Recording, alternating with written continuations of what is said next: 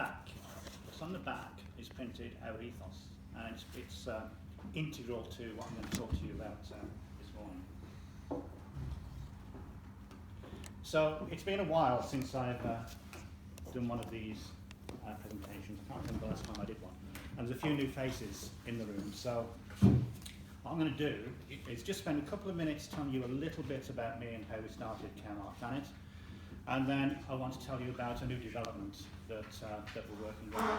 And that's where the back of the business card becomes incredibly important. So Caremark Thanet is now just over 5 years old. We celebrated our 5th birthday November, and we had a bit of a birthday bash for that. It was started by me and Jane, my wife. My background was in education. I spent the last 5 years of my working life as a senior manager in 3 different colleges. So I've got quite a lot of business and management background. And my wife had worked in nursing for probably about 15 years when we started. So she had the care background. It wasn't an easy journey to where we are now. 4 years ago, January 2014, we were doing 17 hours of care per week. The industry measure of how successful a company is, it's not the only measure you can use, and it's not always the important one, but the industry measure is how many hours a week of care are you doing. We were doing 17. Last month, we averaged almost 1,800 hours of care per week, 1,800 hours of care per week. We now employ close to 90 people. That's the equivalent of 50 full-time jobs for people in Thanet. And we look after something like 120 customers. So we've moved on. But we've still got a lot of work to do. And this is what I want to talk to you about this morning, one of the new developments that we've got, which I am absolutely incredibly excited about. Of all the things I've done in all of my working life, this possibly is the single most exciting thing that I've been involved with. Now, I've handed out those cards to you, and on the back is our ethos. And our ethos quite simply says that there's a trinity of elements that's important to us. Customers, carers, community. Our customers are the most important people for our business. Our carers are the most important people in our business, and a socially responsible business is important for everyone.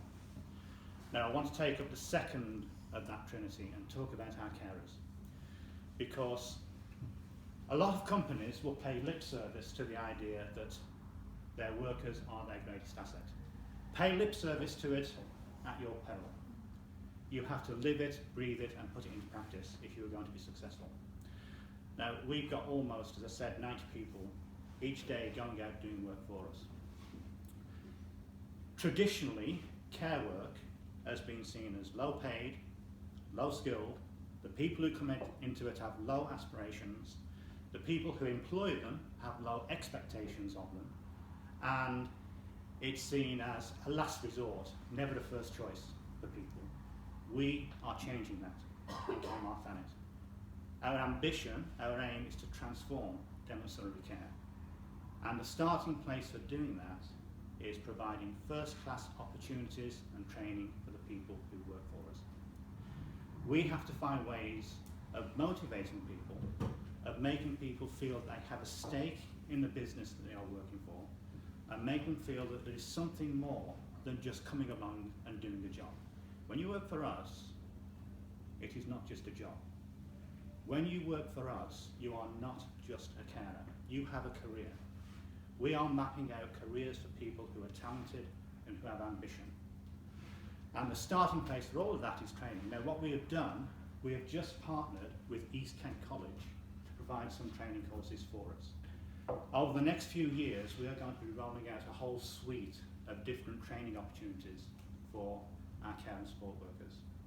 Our aim is to be a centre of excellence for domiciliary care training. That won't happen overnight. It will take time. It will take 2, 3, maybe 4 years. But I want to be in the position when 3 or 4 years from now, I will stand here in front of you and say, we are recognised nationally as a centre of excellence for domiciliary care training. So what have we got going? Well, we've only just started. We were in discussions with East End College just before Christmas, and the first series of training courses are just being rolled out now to our internal carers and externally to people who are looking to work in care. We've got up to 15 to begin with places for people to go on to full-time level 2 and level 3 health and social care qualifications. So for those of you not familiar with that terminology, a level 2 is the equivalent to O-level or GCSEs, a level 3 is equivalent to A-levels. Now these are full-time courses. People who go on these courses will be given 30-hour contracts. They'll be working, so that their jobs, it's not just training, they'll be working. They will attend college for 4 hours each week during term time. The level 2 course, the level 3 course will take between about 12 and 15 months. Once you've done level 2, you can transfer to the level 3 if you do that successfully. And internally, we've got, I think, 6 people who will be starting on that, those courses, I hope, by the end of February. There are adverts going out for external people to apply to come and work for us. And East Kent College are doing that for us at the moment. So I'm hoping we can attract another 5 or 6 from there. And that will be a continuous programme that will be rolling out over months. I'm hoping that we will have 3 or 4 points in the year where we'll take on new people. Now these are permanent jobs for talented, ambitious people. And what we're looking with these people who are doing these courses is for people who are going to be our leaders and managers for the future. These are the people that will be taking us to the next stage of our development. And in addition to all of this, we'll be rolling out some other courses with East Kent College, shorter courses, but again, courses where people can get qualifications that give them the opportunities to progress in careers, not just jobs. These are careers. These potentially are full-time careers that people can develop in, can grow in, can gain promoted posts, because we're always looking to attract people to promoted posts.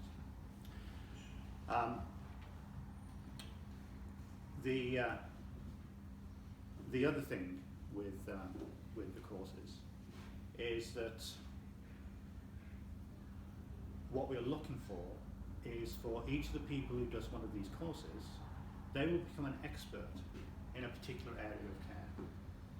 So there's a whole, the courses are quite general, but there's the opportunity to take some specialist study units. And so what we're asking for each of the people who do it is that they will become an expert in a certain area. So it could be in dementia care, it could be in end-of-life care, it could be looking after people who've got Parkinson's disease. And what we're looking to do is to grow a series of specialist teams. We've already got 2 team leaders. We've got one for dementia care and we've got one for end-of-life care. And we're looking to develop these further and further and further. So the thing is that we have got some absolutely incredible opportunities for people who are already working for us, for people who are looking to work in care. And these, I have to emphasise it, I will keep saying it until the day I start working, these are not just jobs, these are career opportunities for people working in care. This will change the way that care, domiciliary care, is delivered in Thanet. We're no longer a small player in the care field. There's probably about 10 domiciliary care companies who serve Thanet. And with the exception of the 3 big ones who do social services work, for those of you who are not sure how things work in Kent, there's only 3 companies in Thanet who can do social services work because they have a contract with Kent County Council. We can't, and neither can any of the other companies apart from the big 3. But with the exception of those, we are now one of the big players in Thanet, and we intend to go even further. But these opportunities are real opportunities for people to develop careers. So that, ladies and gentlemen, is where we are. If you've got any questions, I will do my best to answer them, but I don't promise.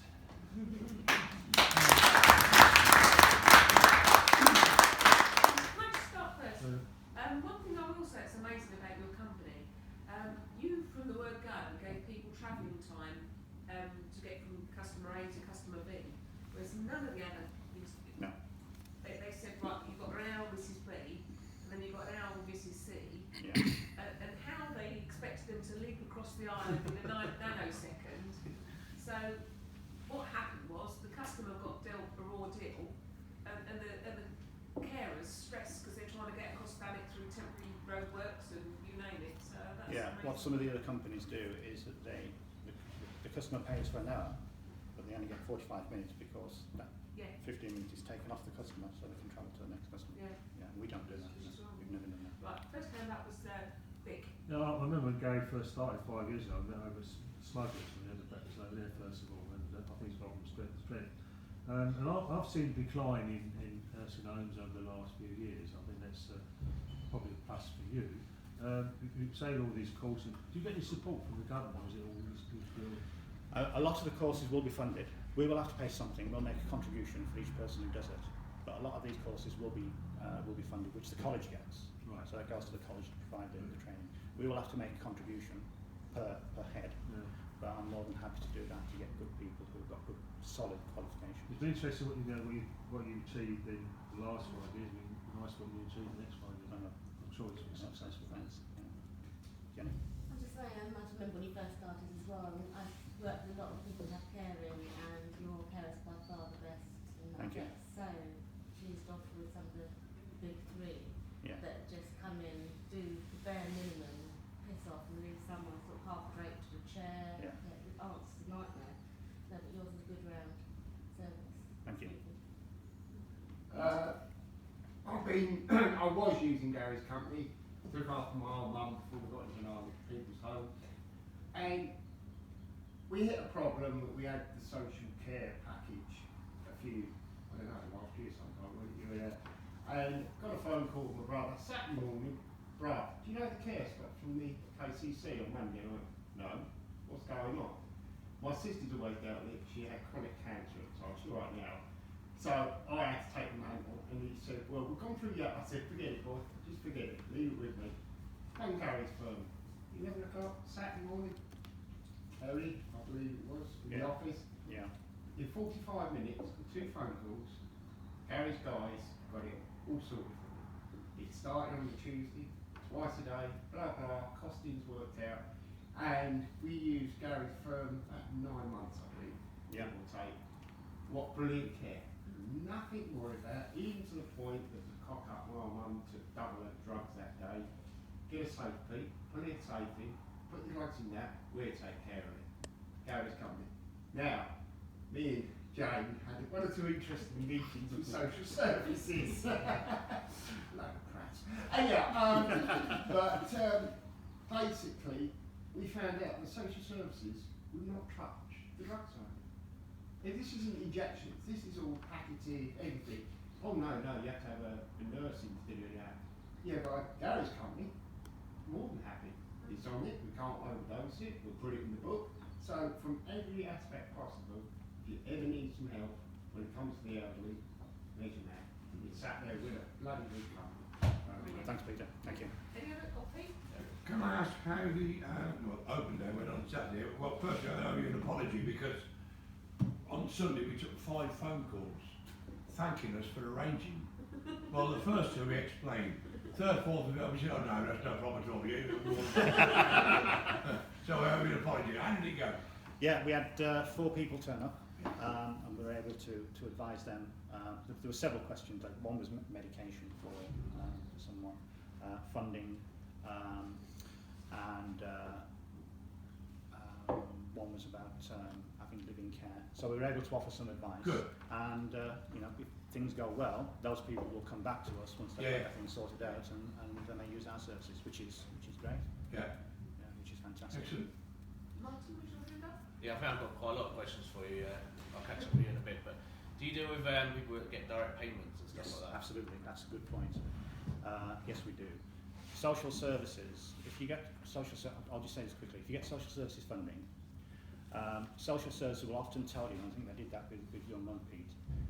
They'll tell you you've got to go through us. You've got to use our companies. That is wrong. It's enshrined in law. You have a choice, and you can choose to go with whoever you want. You ask for the direct payment, and then you can choose your company. You can come to us or any of the other companies in Thanet. But that's yes, we do.